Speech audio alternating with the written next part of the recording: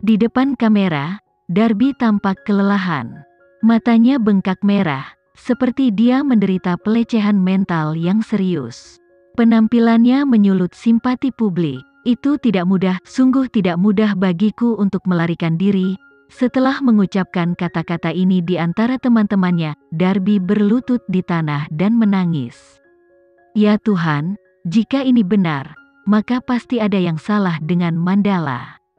Kenzie harusnya dihukum karena memperlakukan wanita seperti ini. Saya tidak pernah mengira Mandala begitu kotor dan tidak bermoral. Benar-benar kejutan, melihat betapa menyedihkannya Darby, dia pasti mengatakan yang sebenarnya. Malam itu, beberapa kilatan kamera diarahkan ke Darby.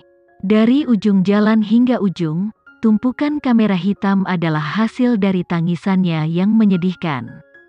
Setelah kembali ke rumah, Darby dengan cepat berubah menjadi dirinya yang biasa.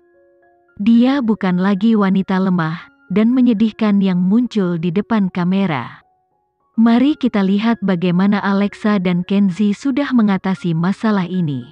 Apakah Kenzie benar-benar mengira dia adalah bos besar industri hiburan? Alexa melihat berita itu dan melihat cara Darby berbohong. Tapi, emosinya tidak terlalu berfluktuasi. Dia tahu kalau Kenzie sudah mempunyai rencana untuk melawan. Namun, begitu publik mulai bertindak seolah-olah mereka telah dicuci otak, dan percaya bahwa Kenzie menindas seorang aktris atas penghargaan Adipurna, dan bahwa Mandala korup, mata Alexa menjadi gelap. Ia tak suka jika publik menghina Kenzie. Tidak seorang pun diizinkan menghinanya. Dia mengungkapkan pemikiran ini kepada anak di dalam perutnya. Sayang, mulai sekarang, kita berdua harus menghargai reputasi ayahmu. Anak kita pasti akan melakukannya. Kenzie bergema dari belakang. Alexa berbalik dan menatap suaminya saat senyuman muncul di wajahnya. Ada yang sedang sibuk. Ada orang yang bisa menjalani hidupnya dengan damai, ada pula yang dipenuhi dengan peperangan. Terlepas dari kehidupan apa yang kamu jalani, saya ada di sisimu.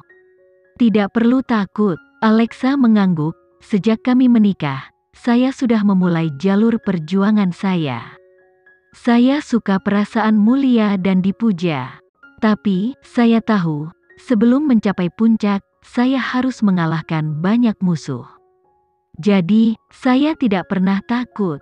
Karena itu, Kenzie memberkati. Sepertinya, seumur hidup ini, betapapun dia menyayangi Alexa, itu tidak akan pernah cukup. Sebab, sebagai imbalannya, dia bersedia menanggung naik turunnya industri bersamanya. Aku akan mengumumkan kehadiranmu besok. Aku mengerti, Alexa tersenyum. Dia sudah memahaminya dengan baik. Mandala menjijikkan. Mereka ditakdirkan. Aku tidak menyangka Kenzie akan melakukan hal seperti ini. Dasar bajingan, jika Mandala tidak segera memberi kami penjelasan, kami akan memulai protes. Pasangan itu harus berhenti, bertingkah seolah-olah seluruh dunia ingin mendapatkan Alexa. Darby, kamu harus melaporkan ini ke polisi.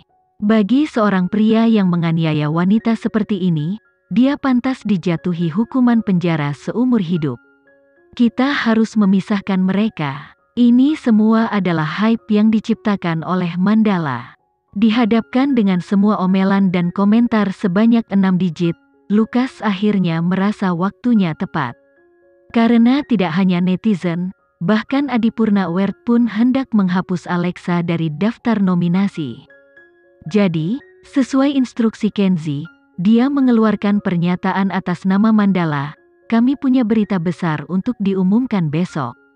Mandala pasti berencana menggunakan skandal artis lain untuk menutupi penghinaan mereka.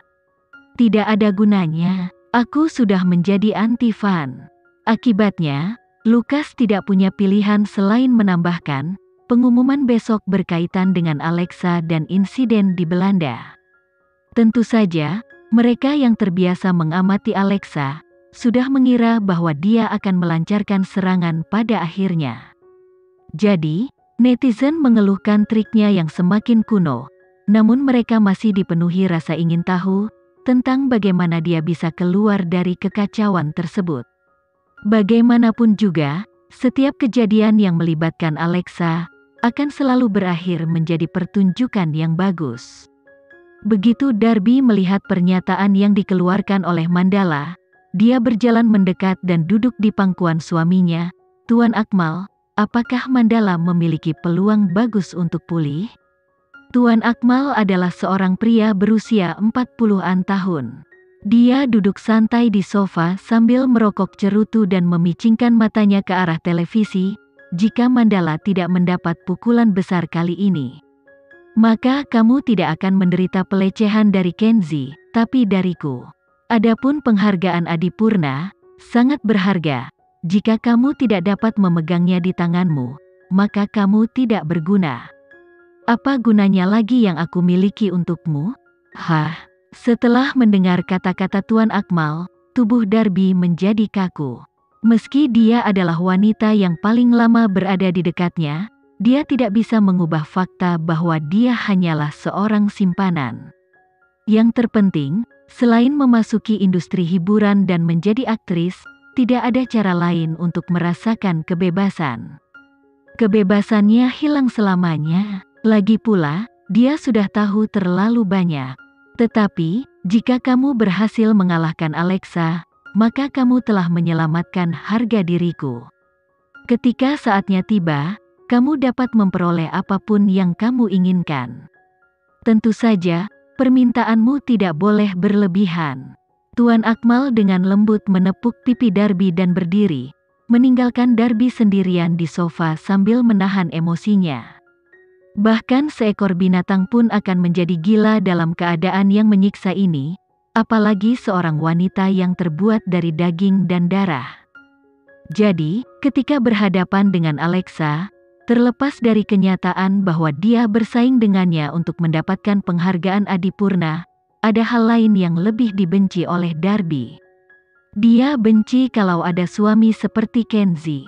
Bagaimana bisa ada hubungan yang kokoh dan stabil seperti hubungan antara Kenzi dan Alexa?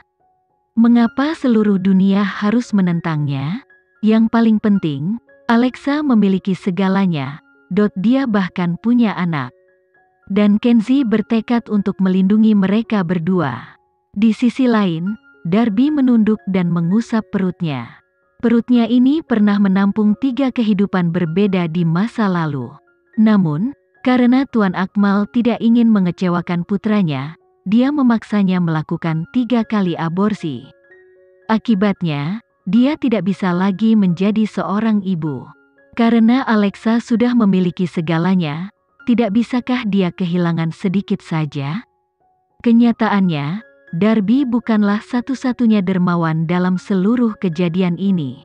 Melihat Mandala dikepung dan melihat Kenzi dan Alexa dimarahi, Laura tidak kalah puasnya dengan Darby. Misalnya, saat ini, dia sedang duduk di sofa dengan laptop di tangannya, mengunyah apel sambil tertawa terbahak-bahak. Sudah lama sekali dia tidak sebahagia ini. Dia merasakan kepuasan penuh. Bonita mengenakan satu set pakaian rumah berwarna putih saat dia berjalan ke bawah. Saat dia melihat Laura tertawa, bibirnya juga melengkung ke atas. "Mengapa kamu tidak membagikan kabar baik?" Melihat Bonita duduk di seberangnya, Laura memelototinya. "Alexa sudah selesai. Apakah kamu belum mendengarnya? Aku ingat seseorang pernah berkata dengan percaya diri, bahwa Alexa pasti akan memenangkan penghargaan Adipurna. Tapi, dari apa yang saya dengar, namanya akan dihapus dari daftar nominasi. Segera setelah Alexa dihancurkan, keluarga Geraldine tidak akan punya waktu untuk mengkhawatirkanmu. Selain itu, tampaknya lelaki tua itu akan segera kembali ke pulaunya. Bonita, hari-hari baikmu akan segera berakhir.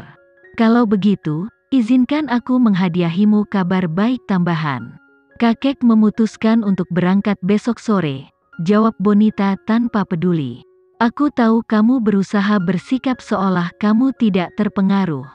Jangan khawatir, Aku akan meminta ayahmu untuk bersikap lembut padamu. Lagi pula, jika kamu menjadi lumpuh, itu membuat segalanya menjadi terlalu berlebihan. Setelah berbicara, Laura berdiri dengan laptopnya. Saat dia meninggalkan ruang tamu, dia dengan gembira menyenandungkan sebuah melodi.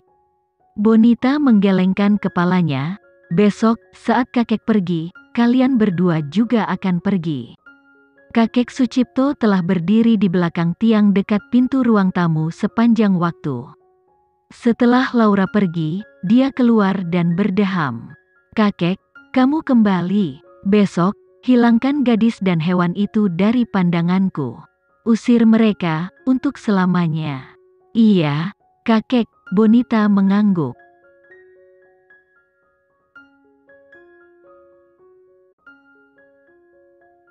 Sekian dulu ya video kali ini, kita lanjutkan lagi videonya di lain waktu.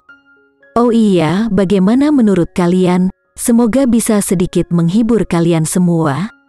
Untuk teman-teman yang baru nonton, jangan lupa subscribe ya, hehehe. Dan kalau teman-teman ada yang ingin gabung langganan, bisa langsung gabung saja untuk dapat fitur yang menarik dan sedikit membantu Mimin. Terima kasih banyak sudah menonton, sampai jumpa lagi, bye.